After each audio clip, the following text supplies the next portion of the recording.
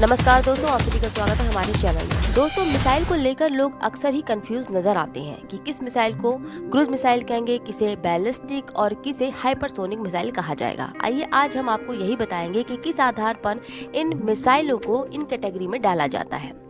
दोस्तों, आपको बता दें कि क्रूज मिसाइल हाइपरसोनिक मिसाइल का ही एक प्रकार है। दरअसल हाइपरसोनिक हथियार दो प्रकार के होते हैं। पहला ग्लाइड व्हीकल्स मतलब हवा में तैरने वाला, और दूसरा है क्रूज मिसाइल। ग्लाइड व्हीकल इन्हें एक मिसाइल पर लगाकर छोड़ा जाता है और एक तय दूरी के बाद ये मिसाइल से अलग हो जाती है। उसके बाद ग्लाइड व्हीकल्स आसानी से उड़ते हुए टारगेट पर अपना वार करती है, जबकि क्रूज मिसाइल में ऐसा नहीं होता। ये आकार में छोटे होते हैं और इनके लिए अधिकतर जेट इंजन का ही ज्यादातर प्रयोग किया जाता है।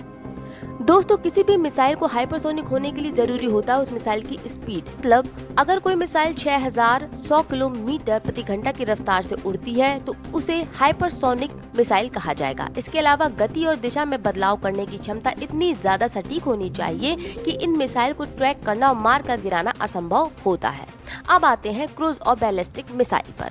दोस्तों, आकार के हिसाब से बताएं तो क्रूज मिसाइल बहुत छोटे होते हैं, जैसा कि हमने अभी आपको बताया। इसी वजह से इन मिसाइल को छोड़े जाने से पहले बहुत आसानी से छुपाया जा सकता है, जिससे ये टारगेट आसानी से नहीं बन सकती और ज्यादा वेट के बम को इस पर नहीं रख सकते क्योंकि ये आकार में छोटे होते हैं। वहीं बैलिस्टिक मिसाइल का आकार काफी बड़ा होता है और इसी के चलते इन मिसाइलों को टारगेट बनाया जा सकता है आसानी से। वैसे आसानी से नहीं, क्योंकि इन मिसाइलों को छिपाया नहीं जा सकता, इसलिए टारगेट बनाई जा सकती है। वहीं इतना आसान भी नहीं होता इन्हें टारगेट करना, और साइज इनकी ज़्यादा होती है। इसी वजह से इन मिसाइलों पर काफ़ी भारी वजन के बम को आसानी से ले जाया जा सकता है। क्रूज मिसाइल पृथ्वी की सतह के समांतर चलते हैं और इनका इसी वजह से निशाना बिल्कुल सटीक होता है। वहीं बैलिस्टिक मिसाइल छोड़े जाने के बाद हवा में एक अर्धचंद्राकार पाथ पर चलते हैं। जैसे ही रॉकेट से अलग होते हैं वैसे ही उनमें लगा हुआ बम गुरुत्व के कारण जमीन पर गिर जाता है और इसलिए एक बार छोड़े जाने के बाद उनके लक्ष्य पर कोई नियंत्रण नहीं रह जाता। एक सबसे बड़ा अंतर यह है दोनों के बीच कि क्रूज मिसाइल अपना ईंधन लेकर चलते हैं, लेकिन ऑक्सीजन वो हवा से ही लेते हैं। वहीं बैलिस्टिक मिसाइल में ऐसा नहीं होता। बैलिस्टिक मिसाइल भी अपना ईंधन तो लेकर चलते हैं, लेकिन उनमें इस्तेमाल होने वाला ऑक्सीजन वो भी ये अपने साथ लेकर चलते हैं। मतलब ये हवा की ऑक्सीजन पर डिपेंड नहीं होते। क्रूज मिसाइल पारंपरिक और परमाणु बम दोनों के लिए ही काम करते हैं, लेकिन साइज में ये मिसाइल छोटे होते हैं, जिस वजह से ज्यादातर इस्तेमाल इनका हथियारों के लिए ही किया जाता है। वहीं आकार के चलते बैलिस्टिक मिसाइल का इस्तेमाल ज्यादातर परमाणु बमों के लिए होता है, लेकिन ऐसा नहीं है। कुछ मामलों में इनका इस्तेमाल हथियारों के साथ भी किया जाता है। ऐसा खबरों में सुनने में मिला था कि चीन ने ताइवान के साथ सीमा पर बैलिस्टिक मिसाइल जो लगा रखे हैं उनमें हथियारों का ही प्रयोग हो रहा है।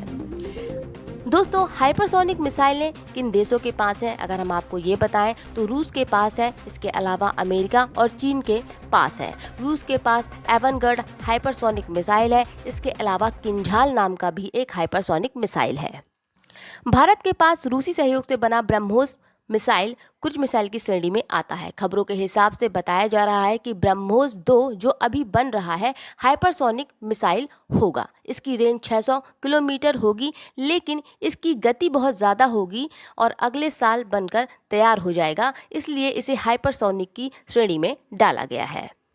वहीं पाकिस्तान की बाबर मिसाइल, जिसको लेकर वो अक्सर ही कहता है कि इसमें उसकी अपनी तकनीक का ही इस्तेमाल हुआ है, वहीं रक्षा विशेषज्ञों का कहना है कि ये मिसाइल चीनी क्रूज मिसाइल की तकनीक पर इस्तेमाल हुई है। इस तरह से बाबर मिसाइल भी क्रूज मिसाइल की श्रेणी में ही आता है। वहीं पृथ्वी और अग्नि मिसाइलें सतह से सतह पर मार करने वाली उन्नत बैलिस्टिक मिसाइल हैं भारत की।